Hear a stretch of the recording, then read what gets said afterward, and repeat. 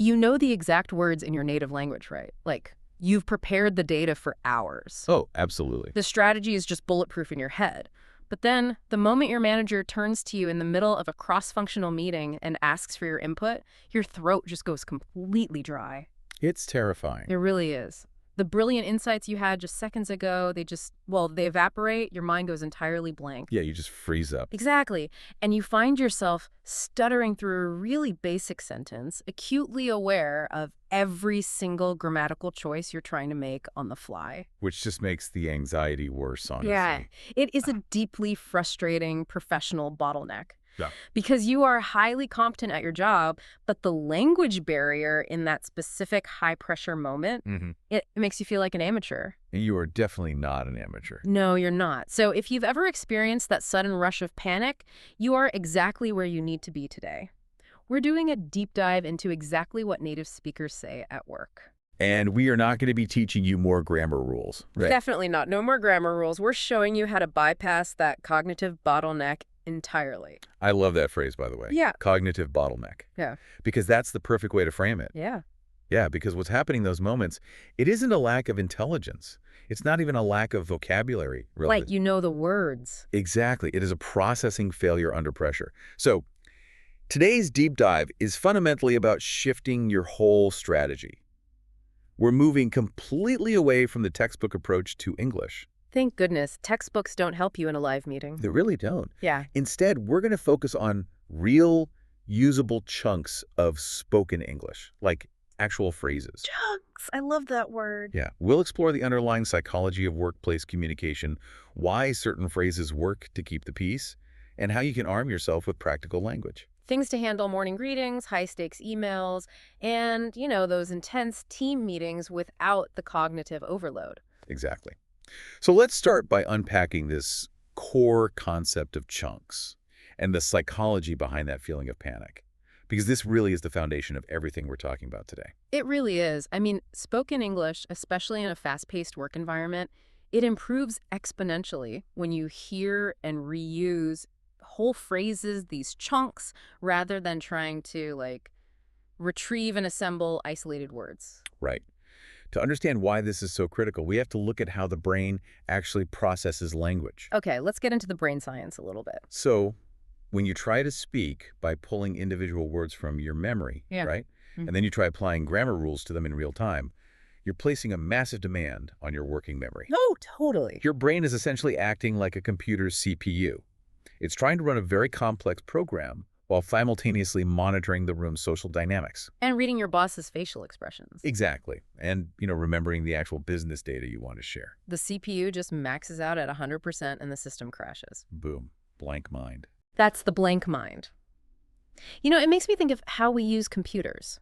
Learning single words and trying to build sentences from scratch every single time. It's like manually typing out a complex string of code every time you want to do a basic action. Which nobody does. Right. But learning chunks, it's like having pre-built walls instead of a pile of loose bricks. Or like using keyboard shortcuts. Keyboard shortcuts, yes. It's CRLC and CRL-V. The phrase is already prepackaged, grammatically perfect, and just ready to deploy. You don't have to think about the individual letters or the syntax. Exactly. You just press the shortcut, and the phrase does the work for you. It saves vital processing power for the actual intellectual work of your job. That keyboard shortcut analogy is highly accurate. And if we connect this to the bigger picture of why professionals struggle to speak up, we really hit on the issue of perfectionism. Oh, perfectionism is huge. It is, because high-performing professionals, you're used to being right. They want to sound smart. Of course they do. So when they try to build a sentence word by word, their internal grammar filter just kicks into overdrive. They're sitting there thinking, wait, is this the present perfect or past simple? Right, or does this preposition match this verb? And they are essentially waiting for the sentence to be completely flawless before they open their mouths. And that waiting is exactly what keeps people silent in meetings. Yeah. The moment just passes, the conversation moves on, and your great idea never gets heard. It's heartbreaking. It really is. And the psychology of confidence is often misunderstood here. People think they need to feel confident before they speak. But that's backwards, isn't it? Completely backwards. Yeah. The reality is that confidence is a byproduct of action. It grows after you use the language repeatedly Mm. and, survive the interaction. You have to do it scared. Exactly. When you use a pre-built chunk, a keyboard shortcut, you already know the grammar inside that phrase is perfectly intact. You bypass the grammar filter entirely. Right. Which allows you to speak immediately, which in turn builds the confidence you were waiting for. I love that. So let's look at how this shift in mindset actually plays out in a professional's internal monologue. Because often, when faced with a difficult conversation, the internal narrative is entirely defeatist. Very negative, yeah. Someone might think, oh, I can't speak about this complex project in English. I just don't have the vocabulary. That's a very common feeling. But we need to upgrade that internal narrative, right?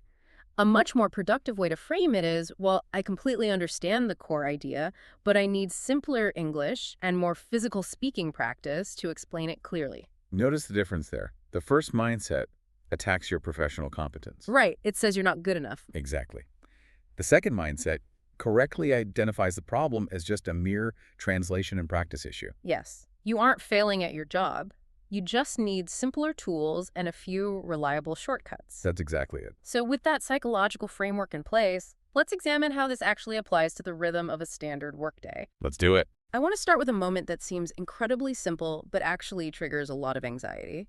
The morning arrival. The unscripted morning arrival. You walk through the office doors or, you log into the morning stand-up call, and you are immediately hit with small talk. Small talk is fascinating. Yeah. Because it's widely misunderstood by language learners. How so? Well, learners often view questions like, how was your weekend?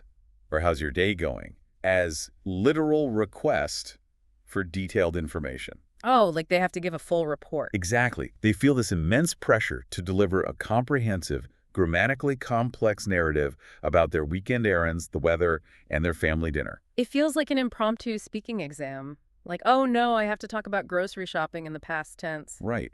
But the reality of workplace culture, particularly in English-speaking environments, is that small talk is not an information exchange. No, not at all. It's a social lubricant.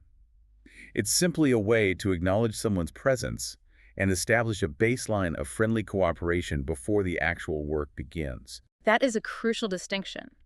When your colleague asks, how are you doing? They are not actually asking for a psychological evaluation. Definitely not. They are just establishing a cooperative atmosphere. And this brings us to what might be the absolute best, most effective native speaker chunk for the workplace. Oh, I know which one you're going to say. Busy but good. Yes. Busy but good. It is the ultimate shortcut.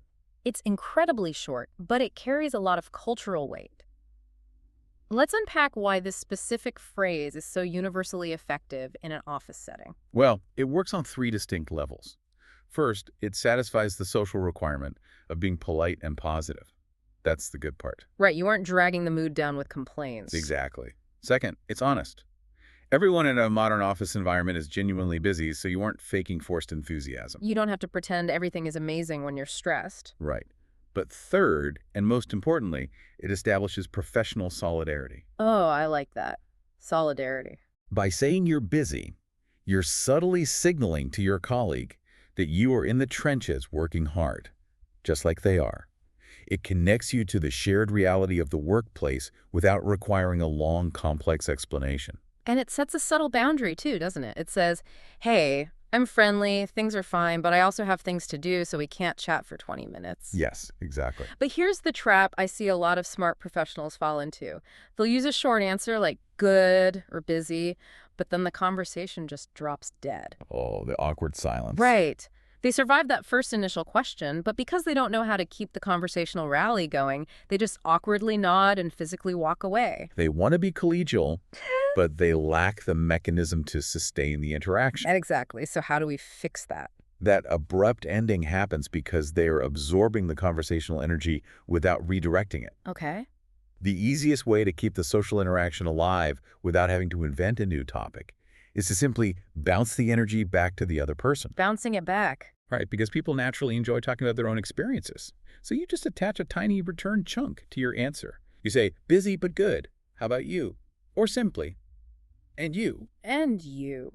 That is so simple, and it immediately takes the spotlight off your English and puts the conversational burden back on the native speaker. Exactly. Or if you want to deflect slightly, you use a pre-built observation about a shared external reality. Like the weather. always the weather. Yeah. You comment on it like, it's freezing in here today, isn't it? Or you comment on the shared workload.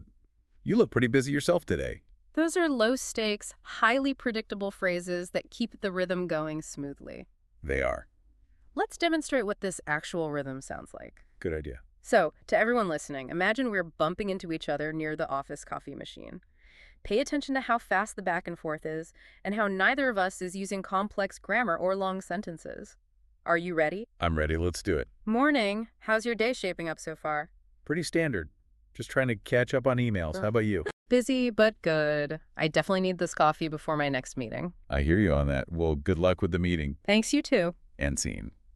Notice how short that was. It was maybe 4 exchanges lasting 15 seconds, but it accomplished the goal perfectly. The pacing is the key takeaway there.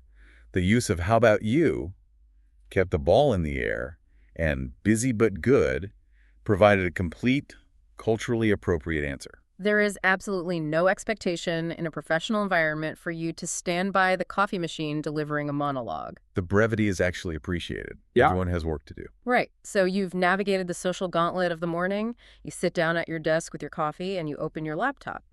And immediately you are faced with a different kind of communication challenge. The email inbox. The dreaded inbox. Now, you'd think writing would be easier than speaking because you have time to think, but that time often works against us, doesn't it? It absolutely works against us. Having time to think breeds overthinking. Oh, big time. Staring at a blank digital canvas. Learners often paralyze themselves trying to strike the exact right tone. They want to sound highly professional, so they default to overly formal language they might have learned in a textbook 10 years ago. Which is why you see internal emails between colleagues who sit 10 feet apart starting with, "Dear Sir" or "Madam." Yes. It feels incredibly jarring to a native speaker. Let's talk about the cultural mechanics of the professional email.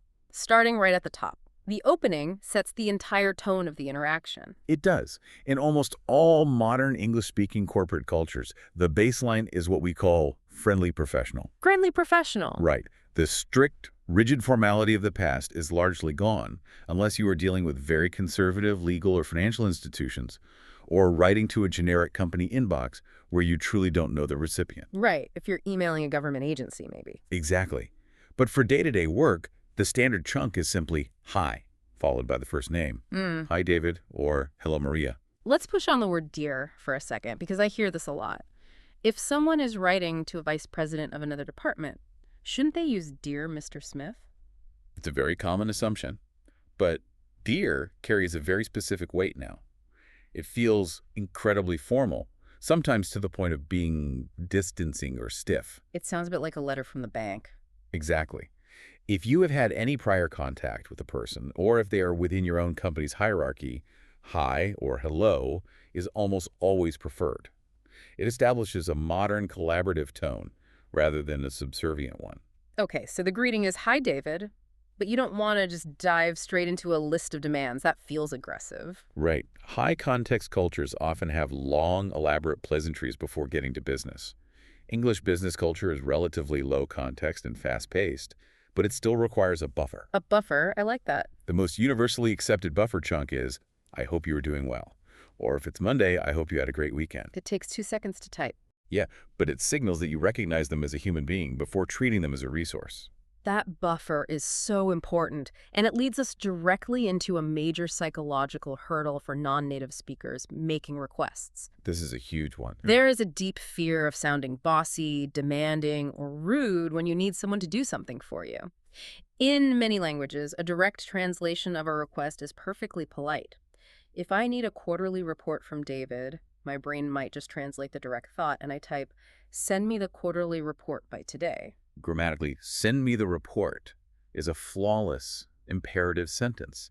There is no grammar mistake there. Right. But culturally, it is a disaster. A complete disaster. In English workplace culture, imperative verbs used like that sound like direct orders from a military commander.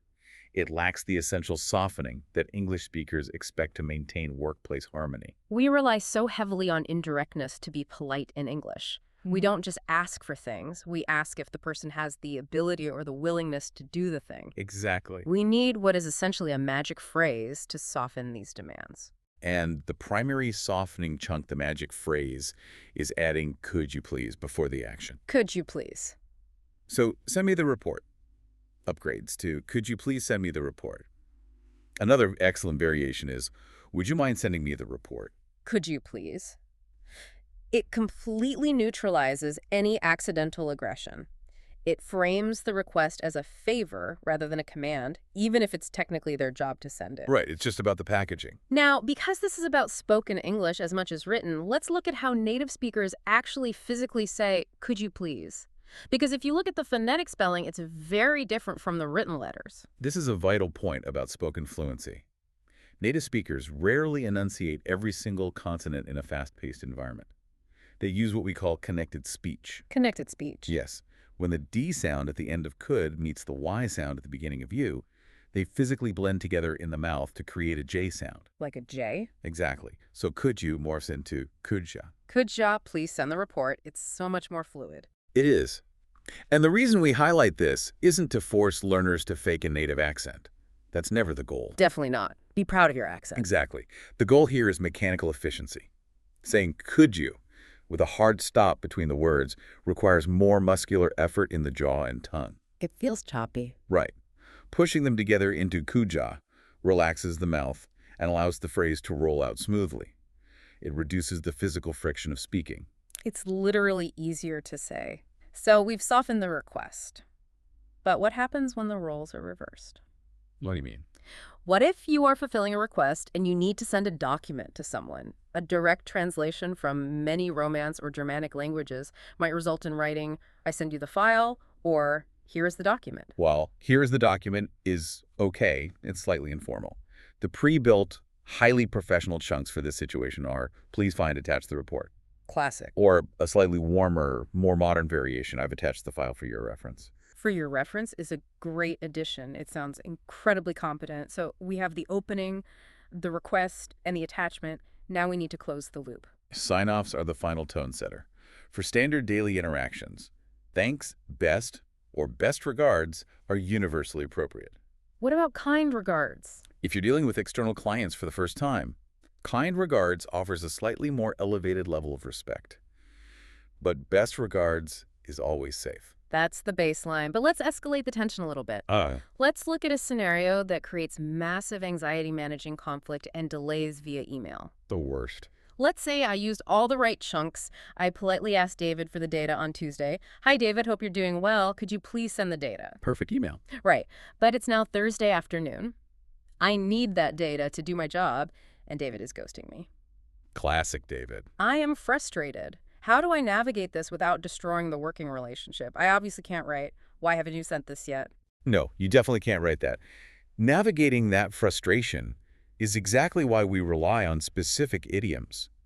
You need a phrase that prompts action without assigning blame. And what's the chunk for that? The universally accepted chunk for this exact scenario is just following up. Just following up. It's a brilliant phrasal verb because it makes the action sound like a routine process rather than a personal attack. Exactly. You are blaming the process, not the person. Right. The full structure would look like this. Hi, David. Just following up on my previous email. Could you please share an update when you have a moment? When you have a moment is a great de-escalator. It gives him an easy way out. He can say, oh, sorry, I was in meetings all day. Here it is, without losing face. Exactly. It preserves the relationship. But let's say the stakes are higher. It's not Thursday afternoon, it's Friday morning, and the final presentation is at 2 p.m. Okay. High stress. I cannot say when you have a moment because we are out of moments. How do I enforce a boundary without being rude? When urgency is required, you maintain the polite buffer, but you replace the soft timeline with a hard boundary. You use the chunk, I just wanted to check. I just wanted to check. Right. This assumes positive intent. It assumes he just missed the email, not that he's ignoring you. That's smart. So it sounds like this. Hi, David. I just wanted to check if you had a chance to look at my previous email. We need the information by noon today to finalize the deck. That is the perfect balance. I just wanted to check if you had a chance. It softens the blow, but we need it by noon, makes the business reality crystal clear. It's polite understanding coupled with a firm boundary. It removes all the emotional heat from the situation and focuses purely on the logistical requirement. I think everyone listening right now has a David they need to email. Oh, for sure. So here's a quick application exercise for you. Think of a request you need to make this week. Imagine the email. Start with the friendly buffer. Hi, name. I hope you're doing well. And then form your request using the magic phrase, could you please? Getting your brain used to defaulting to that specific structure will save you hours of overthinking in the future. It really will. Now, let's move away from the safety of the keyboard and step into the most visible, high-stakes arena of the corporate day. The team meeting. The team meeting. Whether it's in a boardroom or a grid of faces on a Zoom call, meetings are where the English panic hits its absolute peak. The spotlight effect in meetings is intense. Totally. When you are listening to a fast-paced discussion among native speakers, you are already using a massive amount of cognitive energy just to follow the thread of the argument. When it's suddenly your turn to speak, that cognitive load spikes. You see people frantically looking at their notes, sometimes reading their updates word for word because they are terrified that if they look up, they will lose their grammatical footing and completely derail. And if they lose their place in their notes, the panic sets in. The strategy here is to build what we call an anchor phrase. An anchor phrase. An anchor phrase is a reliable, pre-built introductory chunk that you memorize completely. When the spotlight swings to you, you don't try to invent a clever opening. You deploy the anchor phrase. Like dropping an anger to hold you steady. Exactly. This buys your brain 3 to 5 seconds of speaking time where you don't have to think about grammar at all. It's a cognitive life raft. While your mouth is automatically saying the anchor phrase, your brain is busy organizing the actual data you want to present. Exactly. The most robust anchor phrase for sharing information is simply, I have an update on, or today I'd like to talk about. Let's contrast how this changes a presentation. A nervous professional might try to wing it and say something vague like, yes, the marketing project, I am doing it, and the numbers are good, so we will proceed. It lacks authority. It does. But if they use the anchor phrase, It organizes the thought immediately. I have an update on the marketing project, and the initial numbers suggest we should proceed. it sounds incredibly competent. I have an update on. It plants your feet firmly in the conversation. But presenting your own data is really only half the battle. Right. The much more difficult half is reacting to other people's ideas. Navigating the interpersonal dynamics of agreeing, and more importantly, disagreeing, is a complete minefield. Let's start with agreement, which is easier but still requires the right tools. When a colleague makes a good point, you want to validate it smoothly. The standard chunks are, I agree, that's a good point, or I think you're right, it's simple and supportive. But what happens when the timeline they just proposed is completely unrealistic? What if you know their strategy will fail? You have to disagree. And disagreeing in a second language is terrifying because tone is so difficult to calibrate, It is. If you just translate your direct thought, you might say, no, that won't work. which, again, sounds aggressive and dismissive to an English speaker. Very. The word but is a very sharp tool in English conversation. If you lead with it, it immediately puts the other person on the defensive. To disagree professionally, you have to use a framework we can call validation plus but. Validation plus but. Yes.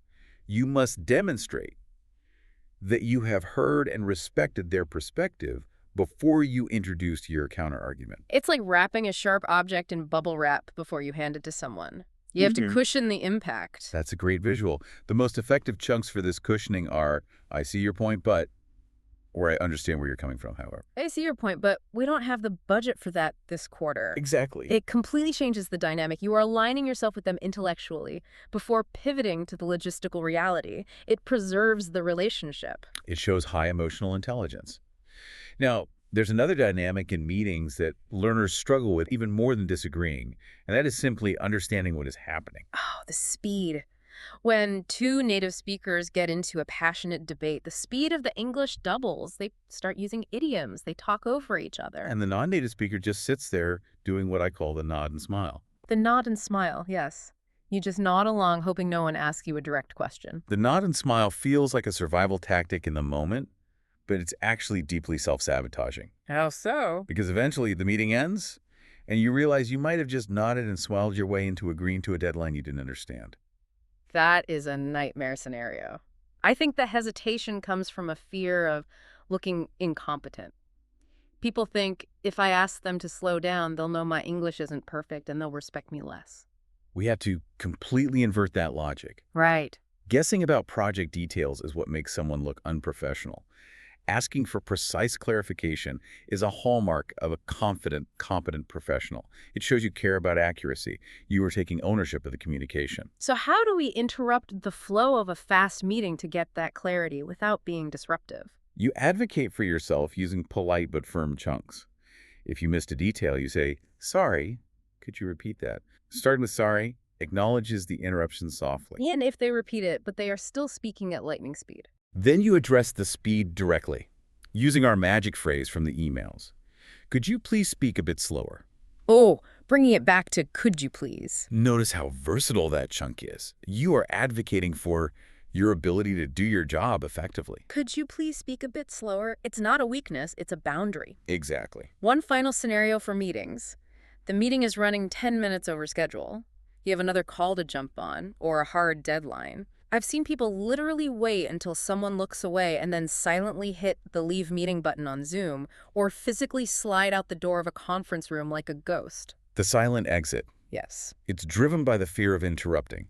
But in corporate culture, everyone has back-to-back schedules. Leaving is expected, but communicating your departure is required. So what do we say? You don't need a grand excuse. You simply use a brief exit chunk. "Sorry, I have another meeting now," or "I have a hard stop, I need to drop off."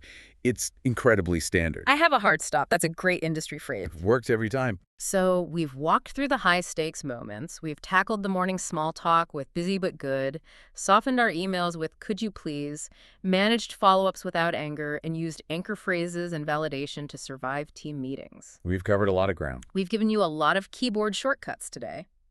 But here is the critical pivot. Understanding these phrases intellectually right now as you listen to us is not enough. Passive understanding does not translate to spoken fluency. That's the barrier most learners hit. They consume podcasts and videos, they nod along, but they never migrate that passive knowledge into active muscle memory. Muscle memory. Speaking a language isn't just a mental exercise. It is a physical biomechanical process. Your vocal cords, your tongue, your jaw, they all need physical training to produce these specific sequences of sounds fluidly. It's exactly like physical fitness. You can't get stronger by watching a video of someone else lifting weights. You have to actually pick up the weight. You have to do the physical reps. The most effective way to do these reps independently is through a technique called shadowing. Shadowing. Let's explain that. Shadowing is the process of listening to a short segment of native audio and immediately repeating it out loud, trying to mirror the speaker's exact rhythm, intonation, and speed. It's like singing along to a song on the radio, right? You weren't just reading the lyrics, you were trying to match the singer's exact melody and timing. Exactly. When you shadow a phrase like "could ya please," you are training the physical muscles of your mouth to bypass the grammar center of your brain.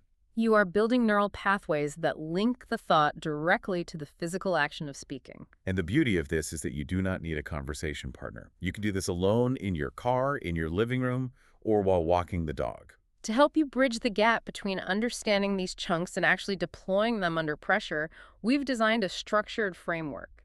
Think of this as a brief, intensive training camp for your mouth. I like that. We call it the 7-Day Speaking Challenge. It's built on the principles of behavioral design and micro-habits. It only takes a few minutes a day, but it builds incredible momentum. The goal of this challenge is to systematically transfer these phrases from your short-term memory into your permanent, accessible vocabulary. Let's break down the mechanics of the week. Okay, day 1. Day 1 is absorption. You've essentially already completed it by listening to our discussion today. You are just understanding the concepts and the psychology behind the phrases. Easy enough. Day 2 is curation. Tomorrow, I want you to revisit these ideas, but this time, physically write down the top 5 or 6 chunks that are most relevant to your specific job. Just the ones you need. Right. Maybe it's busy, but good, just following up, and I have an update on. Write them on a sticky note and put it on the edge of your monitor. You need visual triggers. That visual cue is so important. Then, day 3 is the physical training. This is when you shadow. Time to hit the gym. Exactly. Take those written chunks and say them out loud. Don't just whisper them, speak them at full conversational volume. Say, "Could Chip please send the report 10 times in a row until your mouth easily glides over the blended sounds. Notice where your tongue trips up and smooth it out." Day 4 introduces cognitive load. Without looking at your notes, I want you to talk out loud to yourself for 2 minutes about your current work projects. Just to an empty room. Just to an empty room. Imagine you were updating me. Force yourself to insert I have an update on. And today, I'd like to talk about into your natural flow. That's a great exercise. Yeah. The day 5 is diagnostic. Open the voice memo app on your phone and record yourself doing that exact same 2-minute update. Then listen back to it. Oh, people hate listening to themselves. It can be uncomfortable, but it is incredibly revealing. Listen for where you hesitate, where you say, or where you pause for an unusually long time. Those hesitations are the exact moments where your internal CPU is maxing out. It's your brain desperately searching for a shortcut that isn't there yet. Precisely. Once you identify those friction points, day 6 is about simplification. Take the complex idea you struggle to explain on the recording and actively find a shorter, simpler way to say it using the chunks you've practiced. Strip away the complex grammar and rely on the pre-built walls. And finally, day 7 is deployment. You take one of these phrases into the wild. The real world. You intentionally orchestrate a moment to use one in a real context. You use busy but good when someone logs onto the morning call, or you actively type just following up on a delayed email. I want to reassure everyone listening that this process is not about achieving absolute perfection.